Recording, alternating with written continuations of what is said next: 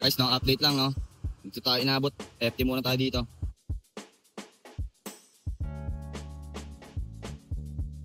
Good morning, good morning, good morning! Today guys is October 24, 2025. Araw ng Friday niya, no. Samahan niyo ako guys, bibiyahin na ako. Papakita ko sa inyo kung magkano ba ang kinikita ng isang TNVS driver. So may booking na ako guys, papakita ko sa inyo. Guys, ito yung booking natin guys, oh. Dito lang din sa Stonebridge, Carmona, Cavite. Ang layo niya is 880 meters at ang drop-off nito guys sa may Integro, Laguna, Technopark. So may Laguna Technopark tayo, so tara, pick upin na natin to. Time check tayo guys, time check 7:29. So medyo tinanghali yung biyahe natin to kasi marami pa tayo kung nasikaso. At syempre, tinanghali ng gising, no? Ganun talaga. So pagpasensyahan nyo na tong POV ko ngayon, no? Kasi meron akong visor na nilagay. Sobrang init kasi, hindi kasi naka-full tint tong windshield ko eh. Nahirapan ako paggabi kaya half lang yung ko. So ayan, may visor ako na ditanggal eh, no? Ewan ko lang, may huli ata yan sa LTO. Pero pag nasa naiya ako, tinatanggal ko yan para iwas para, no? So tara, pick upin na muna natin to. Na-drop na natin si madam, no? Dito lang yan sa may Technopark. So teka lang, na-drop ko. Video ko na sticker si madam. So 245 yung marumi, 217 yung malinis. So time check tayo guys, 7:59. Update lang, no? Medyo tinanghali tayo ngayon ng biyahe, pero sana makarami tayo. Friday naman yun, so asahan niya malakas ang demand ng booking. Sa mga hindi nga pala nakakilala sa akin, ako nga pala si Kulin, nagmula pa ng Carmona, Cavite. So 13 months na akong TNVS driver. Galing din ako sa corporate world. Okay naman sa corporate world, mas pinili ko lang maging TNVS driver. So far so good naman. Dinaasan lang ni Papa G yung commission niya. Nung pumasok ako dito 2024, 5% lang ata yun or 8. So ibig sabihin dun sa 100 pesos, malinis na sa'yo dun is 95 plus 5 pesos kay Papa G. Ngayon, 27% na. So, ibig sabihin, 100 pesos, 73 pesos sa'yo dun, 27 pesos kay Papa G. Kung nagbabalak kang pumasok sa TNVS, tapusin mo tong video na to, panoorin mo kung ilang oras ako bumiyahe at kung saan ako nakaka-return, no? So ang kailangan lang dito ay matyaga ka at tibay ng lakas ng loob at tamang diskarte. Yun lang. Kasi pagka nakaranas ka ng traffic, wala na, ma-stress ka na, ayaw ka na, tatamarin ka na bumiyahe. Yun lang, tiyagaan lang talaga dito. Pero ang kagandahan niya dito, ikaw ang boss dito, wala kang boss dito. Anytime, anywhere you want. O, pag wala kang kinita, sarili mo lang ang sisisihin mo. Yung demand ng booking, oo, mataas.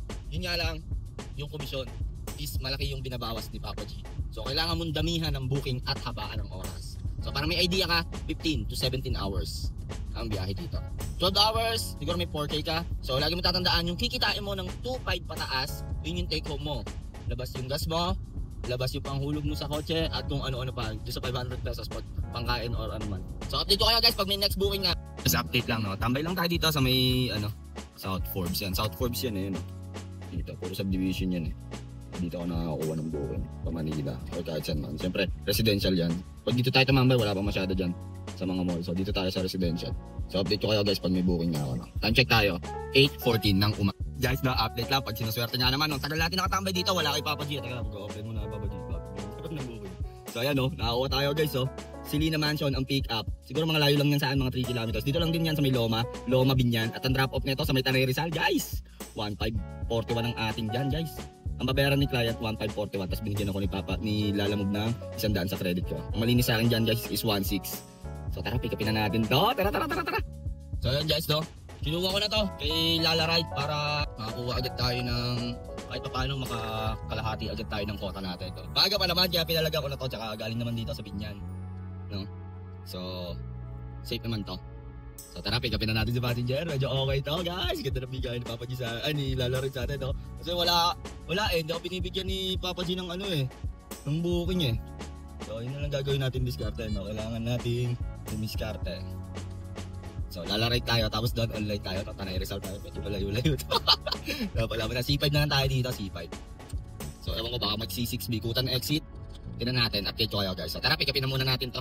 Layo ni passenger sa atin is medyo malayo pala guys, 4.6 km. Pero okay lang, wala naman tayo. Okay lang yan. At least 1.6 na tayo agad, no? Plus 200 kanina sa first booking natin off. 1.8 agad tayo ngayong Friday, no?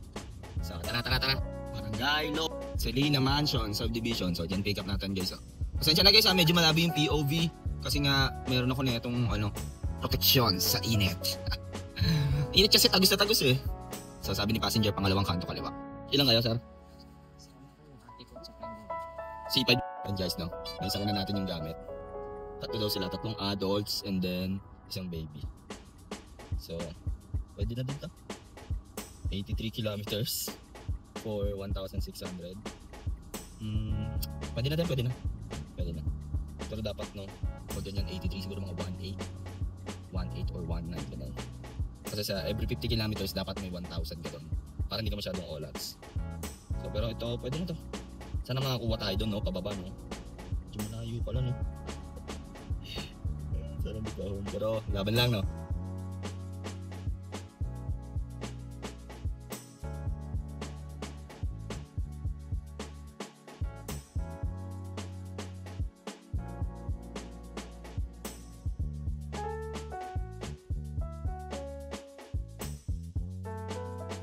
Guys, so na-drop na natin sila sir. Dito lang yan sa may Tanay Rizal na ako guys, ang layo. Bali ang fare niya is 1,541 ang babayaran niya. And ito babayaran niya 1,541. Tapos yung toll fee 117. Binigyan ako 2,000 guys. 2,000 yan. So minus natin 2K. 342 tip. So time check tayo guys, so 12:40. So update ko kayo guys pag may nakakuha ako ng booking dito. Pero no, try ko lang dito para malaman natin kung may Grab na ba dito, kung may Papa G na ba dito. So try natin mag-book, no. Try natin mag-book. So meron. So online lang tayo, no. Kain muna tayo dito sa Gedli. Naka-online ako, guys. Naka-online ako. Ayan, no. Sana magkaroon tayo ng passenger, no. Layo natin, guys. So tingnan niyo nasa east side na tayo ng ng Luzon. East side na ng Luzon to. Pero solid daan dito, ah. Dapat dito kami dadaan sa Marilaki. Sabi ni Sir, wag na daw. Kasi nga kurbada daw doon, masyadong sharp yung curve niya. So mabait si Sir, tinuro niya sa akin. So time check tayo, 12:43. Update ko kaya pag may booking na ako guys. And guys, no, FT na lang muna tayo. Oh. Dito yun yung view natin. Oh. Guys, update lang, no, habang kumakain tayo dito, nakakuha tayo ng booking kilala mo. Guys, dito nyo. Dito lang yan sa may Pililya. Baba lang tayo. Pinakita ko na guys, kahit 12 kilometers, dyan din naman yung punta ko And then drop off niya to guys sa may Starbucks Cyberbacker sa Araneta Center tayo. So tara, pick upin na natin to. Laptop daw, laptop. Ito, nice one. Yes, so barangay, wawa. Okay na yan, sir. Po, sir. Thank you, sir. Ito, nakita nyo na. Pick up na natin ang isang unang booking natin. Pick up na natin. Laptop lang yon guys. So, ngayon, regular naman to. Hanap tayo nakasabay, no? Parang hindi tayo masyadong kolats. Kahit pa-antipolo sana, no? Pero pwede na naman dyan. So update ko kayo guys, may double booking na tayo. Parehas papunta tayo ng QC. Tara. Guys, yun yung papadala sa atin, no? Kasya yan. Guys, no? Siyempre, nanigurado muna tayo kung kasya ba yung pang second booking natin. So, kasya yun. Silipat ko na lang yung laptop dito sa unahan, no? Kahit dito na siya sa tabi ko para tuloy-tuloy na ako. Kaya pa mag-isang booking to guys, 3 booking, no? Isa pa QC. Update ko kayo guys pag kami nakuha ko, no? Pero ngayon, na tayo habang nagro-rolling tayo. So tara. Ganda ng view guys, oh.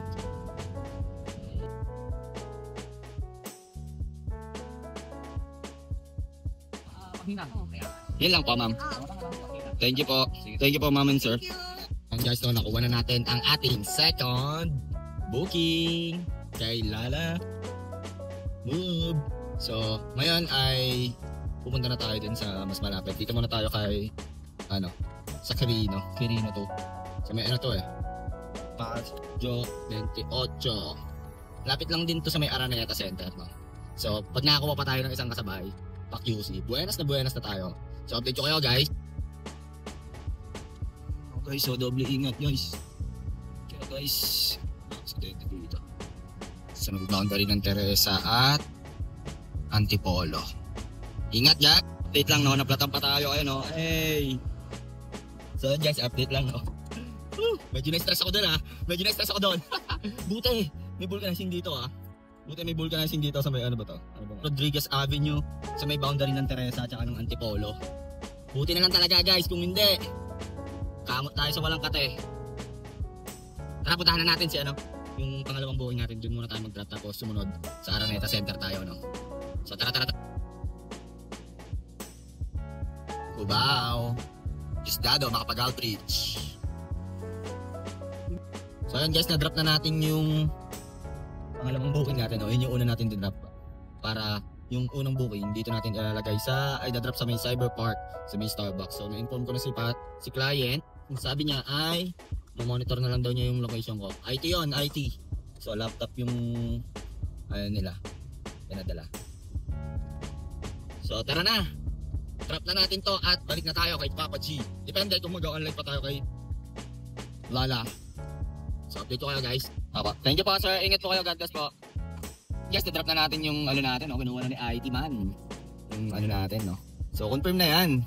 Okay, so balik na tayo kay Papa G, no, baka magtampo. So time check tayo, 5:18 na ng hapon. So update ko kayo guys pag may booking na ako, no.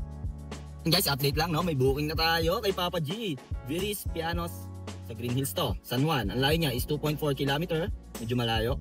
At ang drop off nito, AR na is tayo guys, Avenue, San Lorenzo, Makati. So tara, balik na tayo kay Papa G. Time check tayo, 5:20 ng hapon. So tara, bakbak na. Alright guys, na-drop na natin yung dalawang lalamove natin, no. Si, yun, parang construction na ginagamit pang construction yung una.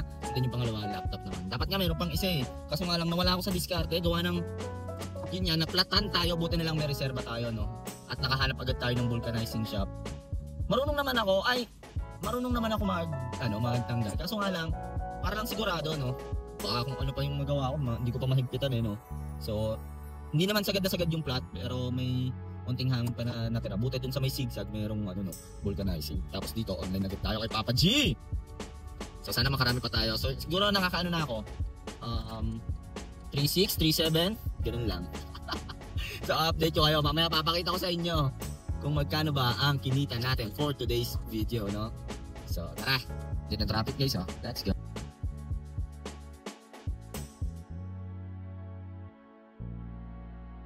Drop na natin si Sir, no? Dito lang yan sa may Arnais. So 515 yung Marume, 397 yung Malinis. So waiting tayo next passenger. Yung kanina yung lalamove guys, di ko napakita yung presyuhan eh. Pero mamaya, pag nasa gas station tayo, papakita ko sa inyo. So time check tayo, time check. 6:41 ng gabi. Sobrang traffic guys. Update ko kayo kung kukuha na ako ng pass-out or dito ba ako, tawid lang akong BGC. Update ko kayo. So guys, update lang, no? May booking na tayo, dito lang yan. 1.7 ang layo. Sa pick up na to guys, sa may saan to? Peninsula Court, sa may Paseo de Rojas. At ang drop off nito guys ay sa Market. So tara, pick upin na natin. Time check tayo, 6:52 na ng gabi. Kumuha muna ako ng opportunity, no? Nakaset din ako guys, wala akong makuha pass out dito sa Makati eh. So kunin natin tong opportunity sa BGC. So sa BGC Matic makakakuha tayo dyan. Marami dyan pababa. So sana hindi lang tayo maipit sa traffic. Pero tinignan ko, hindi naman. Ayoko lang dumaan dito sa may McKinley galing EDSA sa may Parkway. Sobrang traffic doon. So baka umakyat tayo sa Kalayaan overpass. Flyover, sorry. So tara. Tapos dito tayo sa kanto ng Paseo de Rojas, oh. Corner Makati Avenue. Ayun na, si Sir.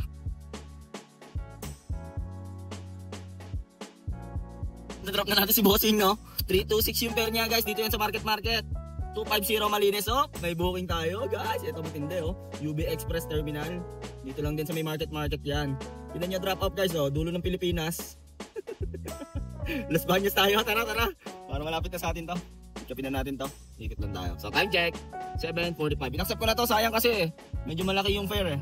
So tara. So yun guys, no, opportunity lang to. Bali ang set ko lang naman talaga is Kalamba. Ewan mo, SM Kalamba. Ba't hindi pumasok ng direct na pumasok? Opportunity lang. Inaccept ko na guys, sayang eh. Malaki-laki yung fare nito, tsaka para sumobra naman ako dun sa daily quota ko, no. Panobra to sa daily quota ko. Mamaya papakita ko sa inyo guys, tapusin nyo tong video na to. Nachat ko na siya. Kaso nga lang nandun siya sa may C5, sa may gilid, entrance ng Market, sa may terminal. Dalawa daw sila. Pagdating doon, set di agad tayo, paanong rack, no. Doon. Sana hindi cancel, sana hindi mainip, pero okay na naman, sumagot na naman. So sana makita tayo ng passenger natin dito, no. Kasi sabi ko nandito na ako eh. Nasaan kaya yun?